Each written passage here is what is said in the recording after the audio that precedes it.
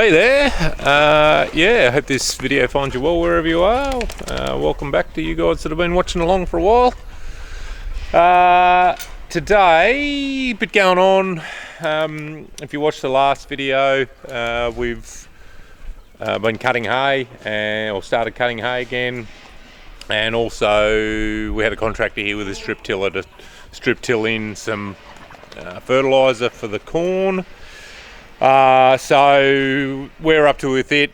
We had a crack at it this morning, and the ground's still too damp, if I can get it out.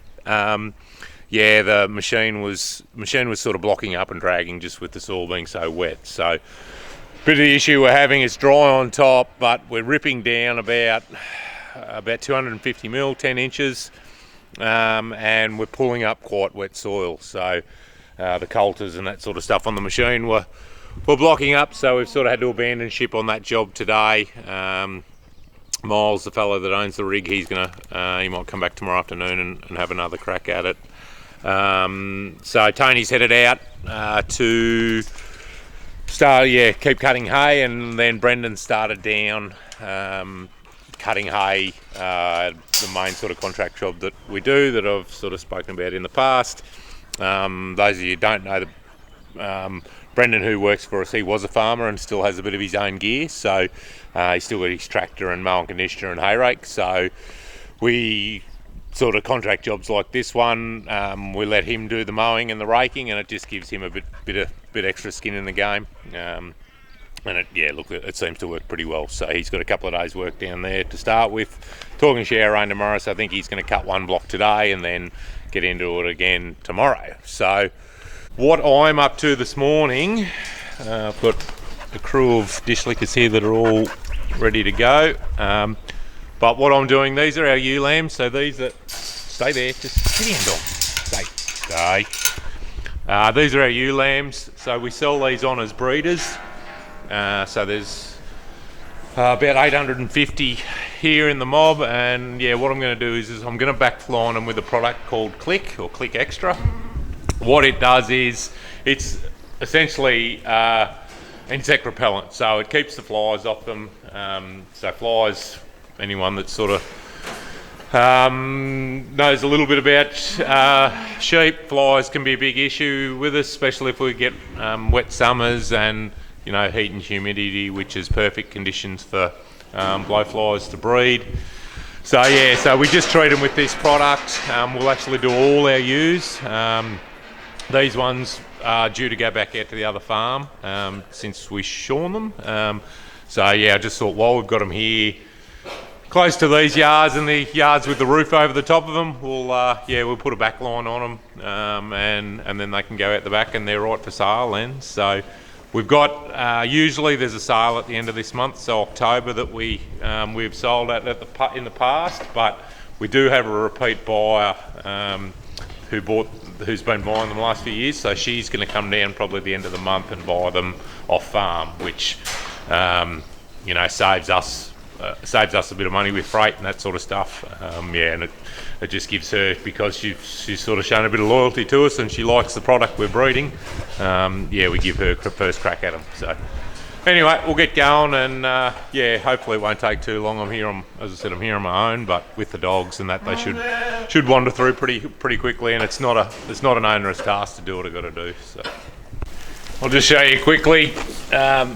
We had a few at shearing time that came through that were actually fly struck. So this is what the end result is. So now that the sort of flies have been taken off and that sort of stuff, but the wool will eventually grow back on that. But if it eventually, what happens, the animal will die, gets blood poisoning, and it'll die. So we had 10 or a dozen that we didn't actually realise were struck until we got the wool off them, and that's where it gets a bit complicated, or not complicated, but you get an animal that's just got a bit of a stain on its back or something like that, and generally it'll start around the tail and work its way up. But obviously that lamb's going to be all right now, but this is sort of why now that they're bare shorn, it helps a lot too. There's not the area for the flies to come and lay their eggs, but this is why we're sort of treating them now, and it'll get them through most of the summer, without any issue. So it's good. is good, this product, but like anything, if it gets used too much, you do end up with resistance. So you do have to swap them around a little bit. But yeah, that's the main reason. It just gives the sheep and lambs that protection from the blowflies, because they can be nasty little buggers.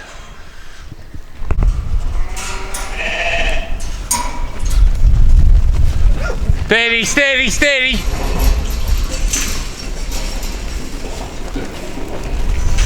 Sit down, sit.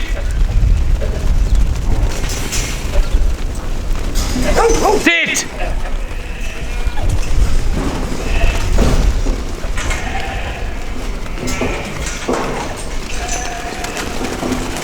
Come here now. Alright, got the lambs all backlined and just got to shift a few mobs around. Just had the rams running in this paddock. This is one of the paddocks that we sowed this year with lucerne and clover, and there's a few wild oats and that kicking around in here as well. What's actually going on with this paddock? We've got a trial going on with a cropping group I used to be involved with, a grazing trial. So we've got two 10-hectare paddocks, and then we've got half the area under the pivot, and we're actually just trying to work out weight gains on rotational grazing versus to sort of a fixed stocking rotation. So we've got two mobs, so we've weighed them onto the first paddock, and so yeah, just this paddock's due. The lambs are due to come on here now, and then the other mob will just stay under the pivot for the time being for the length of the trial. So we're going to do it over about a month, and then once the month's up, we'll get to and we'll weigh them all and try and work out what a sort of weekly or daily weight gain is, if there, and what the difference is, if there is any. So, but just gonna, the ewe lambs that we've just backlined, I'm gonna walk them out in the morning at the other farm. So I'm just trying to shuffle a few mobs around so I can get them so there we can just get them out on the road in the morning. They were grazing up the back of the farm, so we'll put them where they're easy accessible to the road, and we can run them out first thing in the morning. But yeah, just had to shuffle these rams out of the road, so we can had somewhere to put them. Here, come here. Okay, so we've loaded up the sprayer, had a couple of dramas, had to do a school bus on it as well, so just getting it done. So the plan is we're actually going to double knock this just with a few of the aquatic weeds we've got here. So it's pretty recipe sort of crop to grow a bit. So yeah, we've just got a essentially a three-way mix, 3 chemicals in the mix here, and we usually, one of those chemicals is usually gramoxone or paraquat, which I've spoken about before when doing other jobs.